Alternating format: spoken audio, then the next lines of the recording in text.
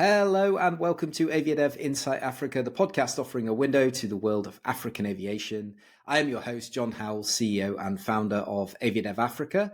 And today we are privileged to have as our guest, Haddy Faal, who is a distinguished aviation professional whose expertise and dedication have significantly contributed to the development of civil aviation in the Gambia. Currently serving as Senior Marketing and Comms Officer at the Gambia Civil Aviation Authority, Haddy's work encompasses a broad spectrum of responsibilities from route development to stakeholder engagement, all aimed at fostering a robust aviation ecosystem in the Gambia.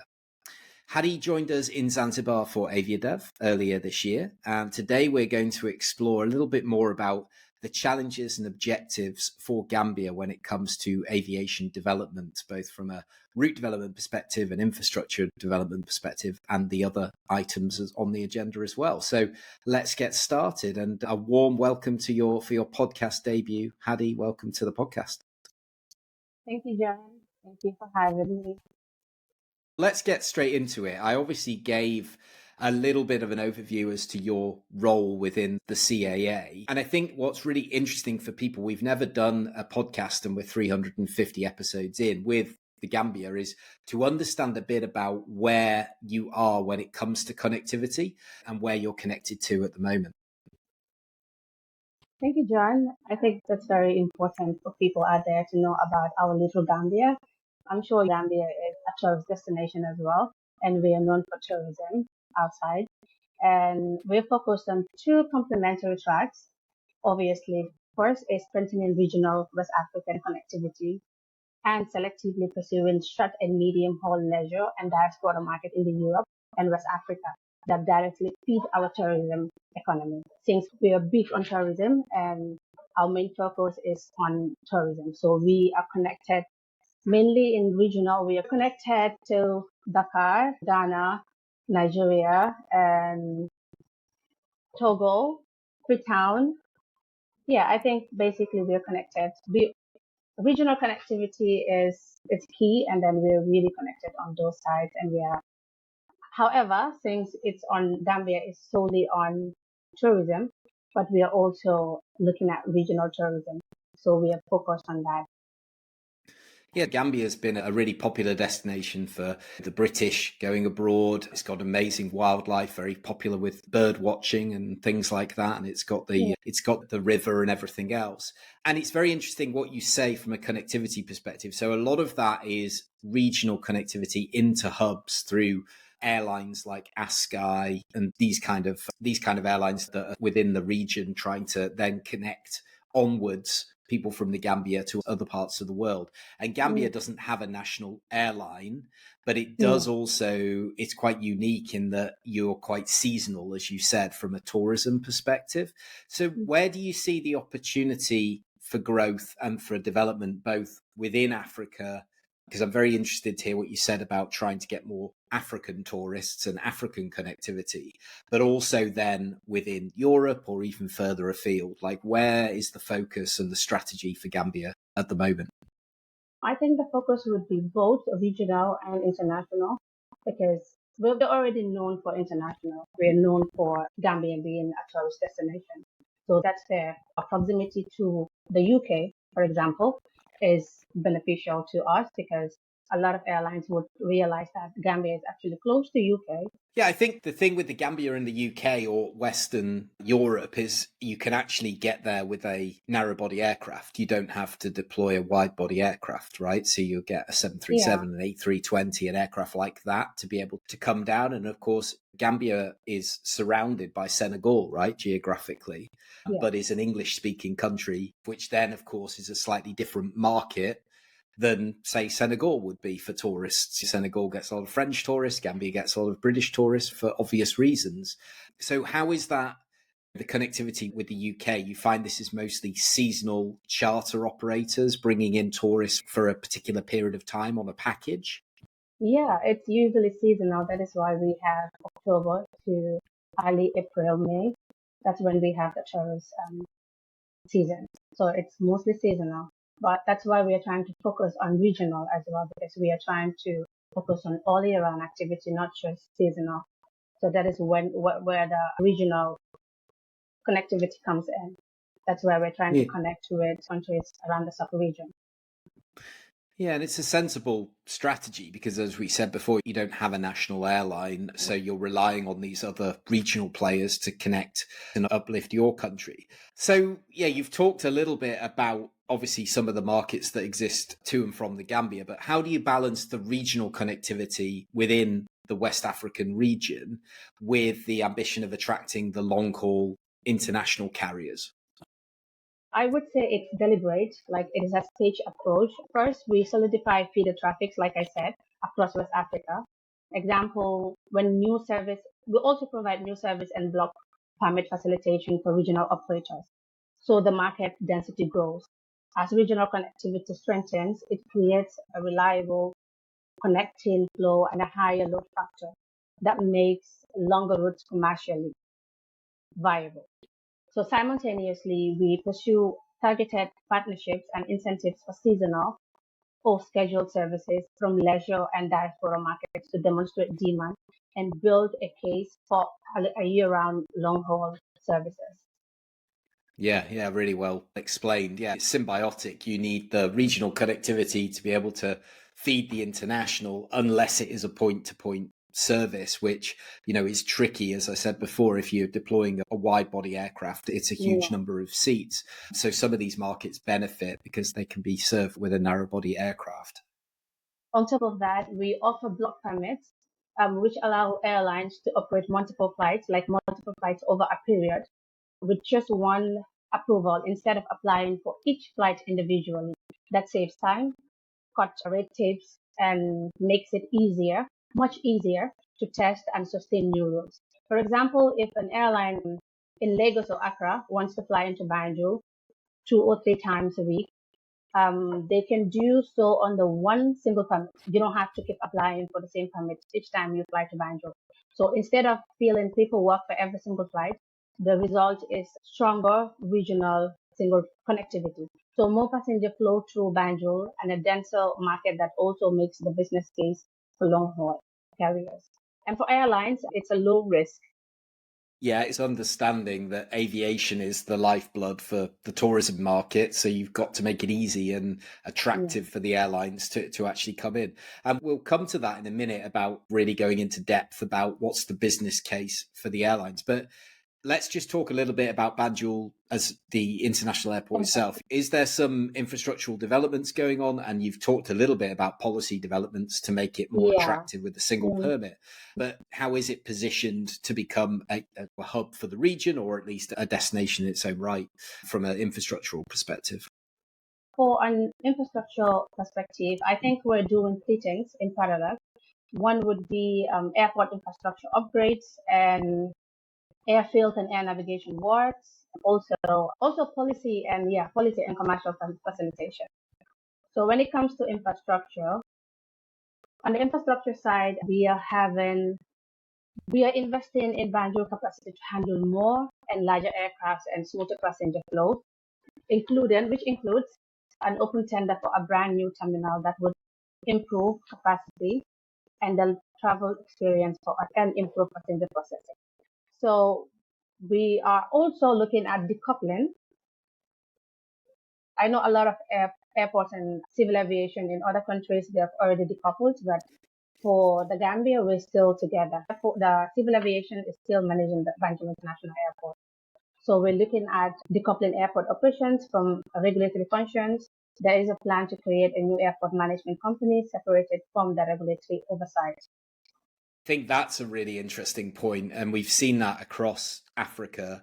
In my time, 15 years working in the market, I've seen quite a lot of this, and I think it's a really sensible thing. I think the CAA should be there to regulate, to legislate, and the airport authorities should be there to do business. And, I think this is why it comes down to the main purpose of our conversation and why you were with us at Aviadev. We'll talk about that experience shortly, but you've talked a little bit about the infrastructure side, some of the policy developments, but the key messages that you deliver when you're speaking to airlines at Aviadev and saying you need to start considering Gambia, what is it? What is the compelling business case that you're using to try and get some more connectivity into the market?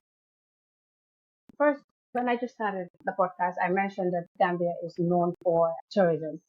It's just short answer that there's demand in the Gambia, there's yield, and obviously we're different. So the Gambia is compact, high value leisure destination with a strong seasonal demand, meaning relatively high yields on many leisure routes since Gambia is not for tourism. Because of that, we are the smiling coast of Africa. I'm not sure if you had that name, but we are. Oh, I have. Yes, I've been to the stand at World Okay. Travel Market a few times. Yeah. The tourism potential, especially for European visitors in search of sun, beach, and experiences, seasonality can be leveraged. Airlines operating from source markets with strong outbound tourism to beach destinations may find profitable routes or charter arrangements. Like I mentioned, we're already in the season. I think flights are coming in October, so it's going to be high. And then the Gambia being the home for the legendary Kunta Kinte is also another reason for increasing tourist figures.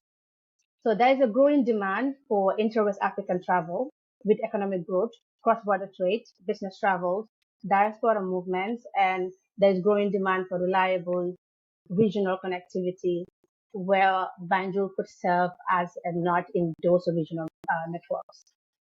Also, there is a high number of, we have diaspora traffic because there is a high number of Gambians living abroad. So also linking other West African countries helps capture connecting traffic. And our strategic location, like I mentioned, it's a gateway potential. For airlines looking for entry into West Africa, Banjul might serve as a gateway to the region. Through its scale, it's small compared to other hubs, obviously, with proven infrastructure and regulatory environment, it could offer attractive opportunities as well. Yeah, definitely. I think that, like you said, the geographic location and the fact that the season is actually low season for the southern destinations. I have a lot of people here in the UK and in Europe, and they say, where do we go in the winter? And there are particular traditional spots that people go to if they're looking for warmth and sun. And Gambia is most definitely on that list. And if it isn't, it should be, because yeah, it has all that thing. Your high season is the low season in Western Europe. So can you share some examples of where the CAA, because it's wearing both hats, as we talked about, it's not been decoupled at the moment, has successfully partnered with airlines in the past to open or sustain new routes? I think one thing that works for us, I would say, is partnership. You've been to many trade fairs and you've seen how, I don't think you've ever seen Gambia Civil Aviation there without the Gambia Tourism Board, right? Correct. Exactly. Hand in hand, very tightly. And yes, we combine commercial facilitations for operational support and public sector coordination as well. A recent practical example would be the support of the launch of Banjul Lagos service by ValueJet. ValueJet started flying in Banjul to Lagos. It's coming in, I think, twice weekly between Lagos and Banjul, starting from May 2025. So in this place, the authority worked with national stakeholders and ValueJet as the operator, obviously, to ensure clear permits and ground handling readiness, publicity for this new route, and these hands-on partnerships help stabilize new routes until they reach sustainable load factor.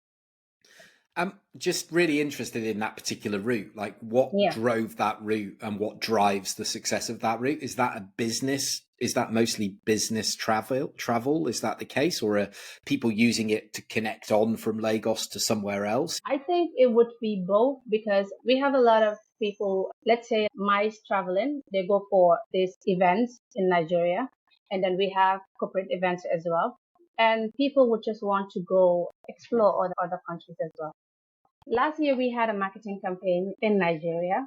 So to showcase Gambia with the Gambia Tourism Board, of course, to put out Gambia as a destination, as a tourist destination, also as a business opportunity for investors. So I think this route probably came to place because of that. That's what I personally.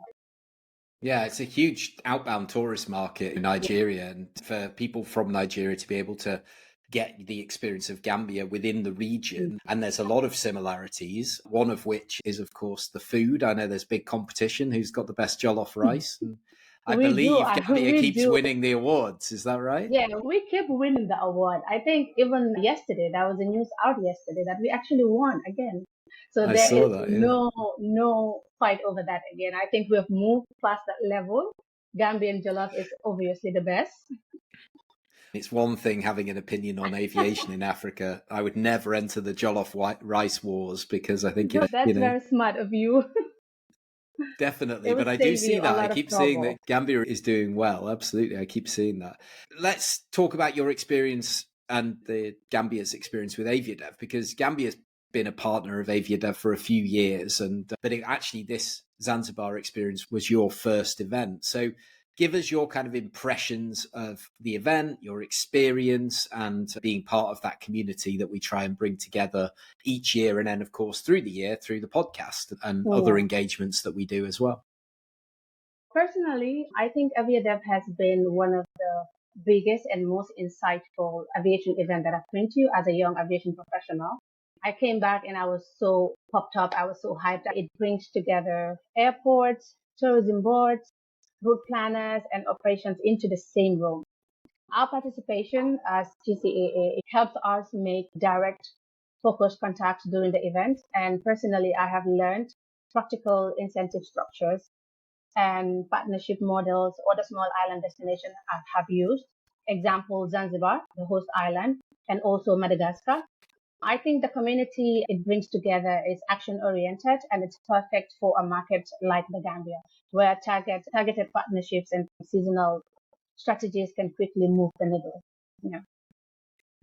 Oh, that's really kind and very nice to hear that it's making a difference. And what we want to hear is, hey, there's a new route here because of a conversation. There's more interest here. And the really nice thing is the collaboration, because of course, if you sit down and ask our friends in Madagascar or in Zanzibar, you being successful isn't to their detriment. So, the more that we can share best practice and share experience and share skills, that is part of what the community is about as well, is to, hey, we've all got these common challenges. Can I help you and you help me kind of thing?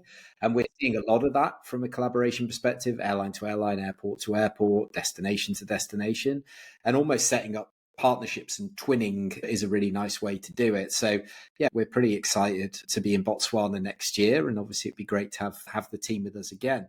But before I let you go, let's look a few years ahead. You're at the beginning of your career, so you're there in Gambia. If we're to look 5-10 years ahead, what are you hoping? What's your vision for the aviation landscape in the Gambia? Gambia's aviation landscape is growing, I would say, but the things that I would love to see as a young person in aviation in the next 5 to 10 years, I expect a modernized Banjul International Airport, of course, with a new terminal and improved apron and taxi infrastructures, and operating under a sustainable public-private partnership model, able to handle higher frequencies and improve transfer experiences. Also, I would love to see digitalization and smart airport systems. I envision Banjul International Airport adopting advanced digital platforms, seamless e-visas, biometric passenger processing, real-time flight and baggage tracking, and to make it one of the most efficient and tech-friendly airports in the region. Also, I think I am big on this one. I would love to see a stronger intra-West African connectivity, like multiple reliable regional links that feed onward services and support trade and businesses. Yeah, really excellent objectives. Definitely more connectivity, a better passenger experience, obviously confidence from the airlines that they're serving a well-connected and modern airport, and obviously the destination speaks for itself as a tourism product. But as you said, there's so much more to Gambia than just being the smiling coast. It's also got that opportunity. There's a lot of diaspora out there. There's a lot of business opportunities. Absolutely. So yeah, it's great to hear something positive, and we're excited to watch this as it grows. Haddy, watch you as you develop into the industry, and I'm sure you'll be back on the podcast with some big new route announcements in the coming months and years. Yeah, It's been great talking to you. And yeah, thank you for joining us today. It's been great having this chat. Thank you very much for having me, John. Thank you. Perfect. For everybody out there listening, if you do want to connect with Haddy, I will put her link to her LinkedIn in the show notes so you can reach out to her, find out a bit more about what's going on in the Gambia. If you enjoyed the episode, do share it with somebody in your network you think would benefit, subscribe, spread the word, and we will be back for the next episode very soon. So thank you all for joining us and see you again very soon. Take care. Bye-bye. Thank you. Bye.